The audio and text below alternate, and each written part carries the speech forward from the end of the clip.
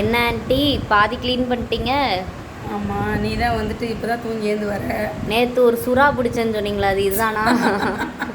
இது சொரா இல்லை, ஏறா. சரி சரி பாருங்க எப்படி சரி. க்ளீன் பண்ணுறதுன்னு காட்டுறேன். இதில் வந்து கலந்து தான் இருக்குது, பெரிய ஏறாவும் இருக்குது, குட்டி ஏறாவும் இருக்குது.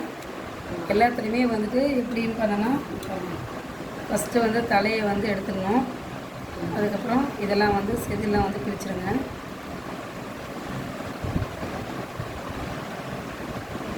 எல்லாம் எடுத்துகிட்டு இங்கே பாருங்கள், மேலே வந்துட்டு ஒரு பிளாக் கலரில் இருக்கும் உடல். ஒன்றொன்றுத்தில் இருக்கும், ஒன்றொன்றுத்தில் இருக்காது. ஒன்றொன்றுத்தில் ஒயிட்டாகவும் இருக்கும். இந்த மாதிரி வந்து குடலை வந்து எடுத்துடணும். இல்லைன்னா வந்துட்டு ஒரு மாதிரி வந்து கசப்பாக இருக்கும். எறா க்ளீன் பண்ணும்போது கண்டிப்பாக அதை வந்து எடுத்துருங்க. ரொம்ப ஈஸி தான், க்ளீன் பண்ணுறது தான் கொஞ்சம் இது, மற்றபடி எல்லாம் ஈஸி தான்.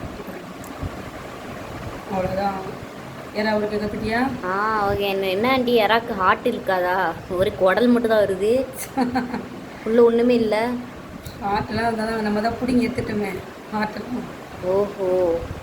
இந்த தலையிலே தான் ஹார்ட் இருக்கும்னு நினைக்கிறேன், எடுத்தாச்சு. ஓகே, அதுக்கப்புறம் குடல் மட்டும் தான் இருக்கும்.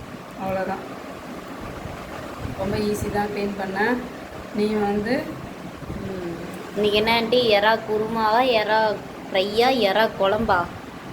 அது இனிமேல் தான் வந்து முடிவு பண்ணணும். ஓஹோ, அவ்வளோதான். Super aunty.